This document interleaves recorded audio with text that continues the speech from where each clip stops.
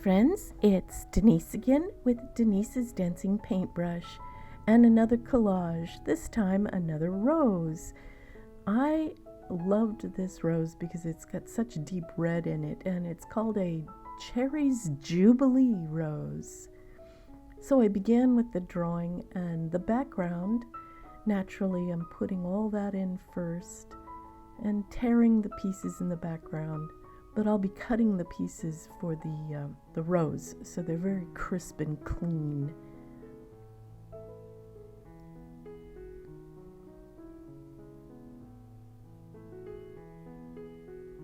I do like these flowers. They're very challenging because each petal has to be done individually and treated as if it was its own block on its own plane of space, which adds to the complication.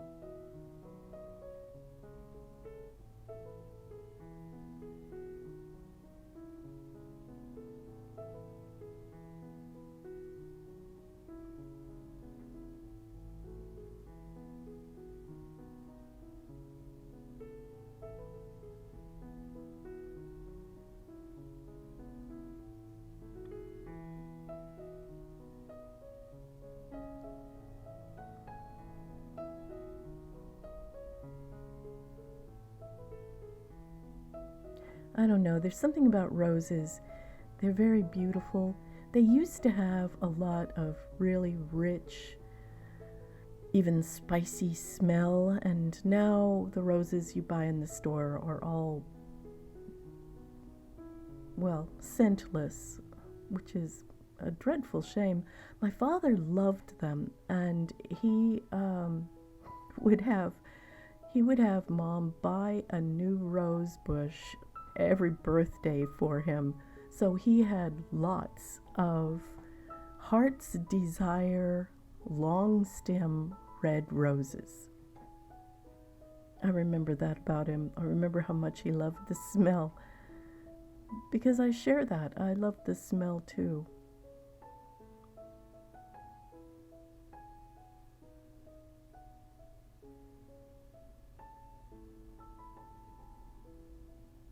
Many of the photos, the references that I get to draw from are from the internet, from PixPro,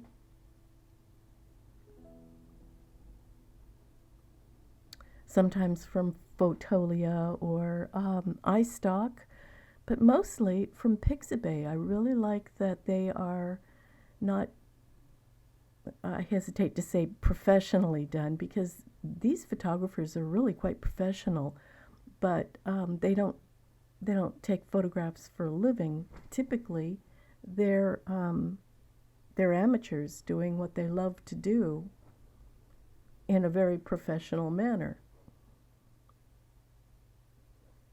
And so the photos that are on PixPro are royalty free, and yet there is a space where you can donate to the photographer, which I think is very nice.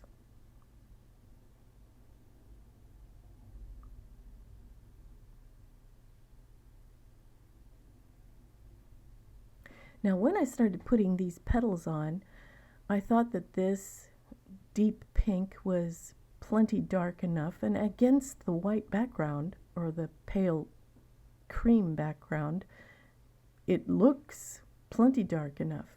But as I started doing the second rose, I noticed that the first one, well, at least the red on the petals, was simply not dark enough. And I had to go back and add some more deep reds. And that happens sometimes when you're doing one piece at a time, which is why most artists like to do the whole picture a little at a time, and there's continuity. It all starts to flow together. You'll see what I mean as I go along.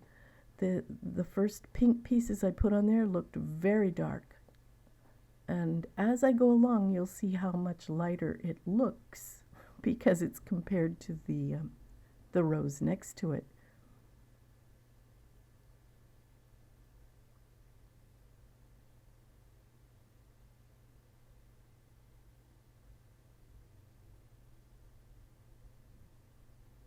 The Cherries Jubilee has lots of, well, it looks kind of white, but it really isn't. It's rather pink towards the center of each petal.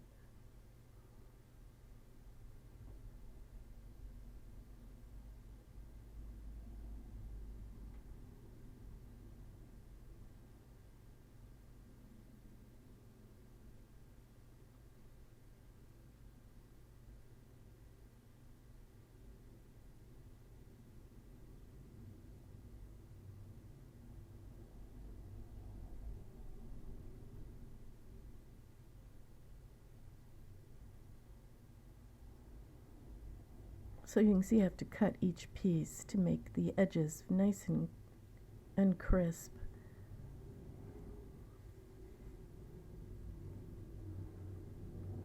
It's a lot of cutting and shaping.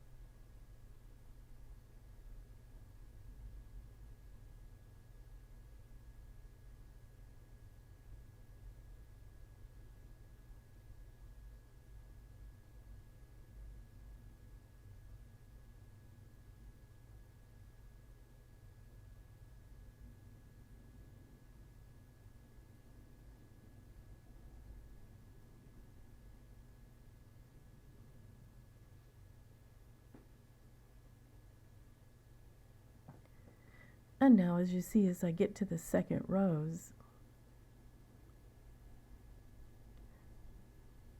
I'm putting in some deeper reds, but mostly because that rose was in a shadow on that side,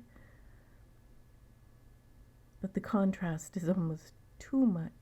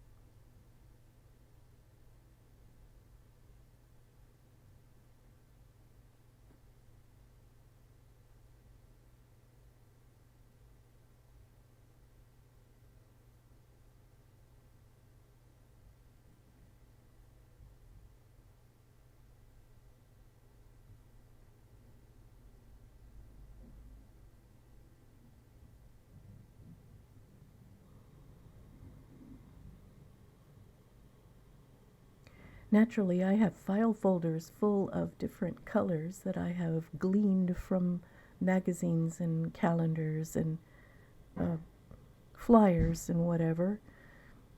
So when I'm running low on a specific color or tone, I'll go to my file folder and search through it to find just what I want. And sometimes it's there and sometimes it's not. Which means I have to stop everything and go through some magazines.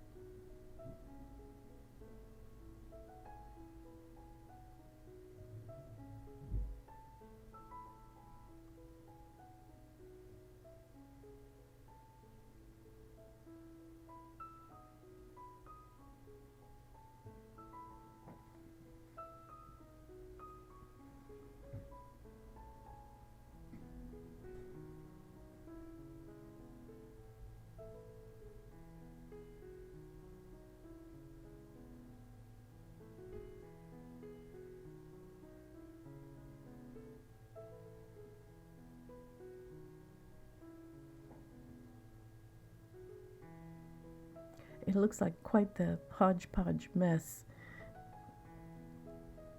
at least for a while, but then it all starts to come together.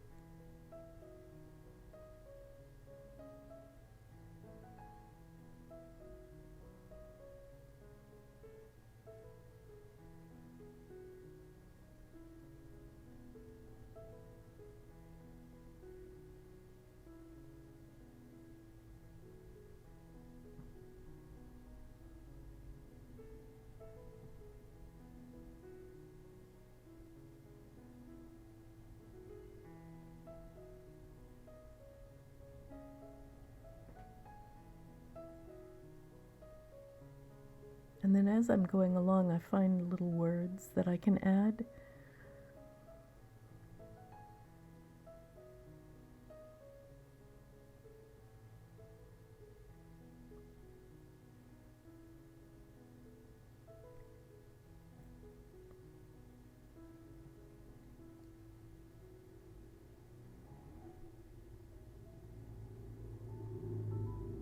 And I'm just about done. And so here it is, all finished.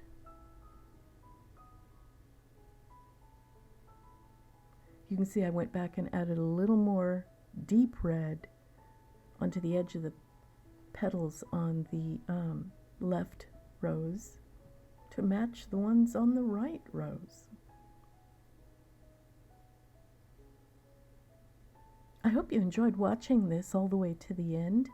I certainly appreciate all my subscribers. Give me a thumbs up, it really helps my channel. And subscribe. And check out some of my links. I have quite a few pieces of art for sale in my Etsy shop and in other places. Bye everyone, I'll see you next week.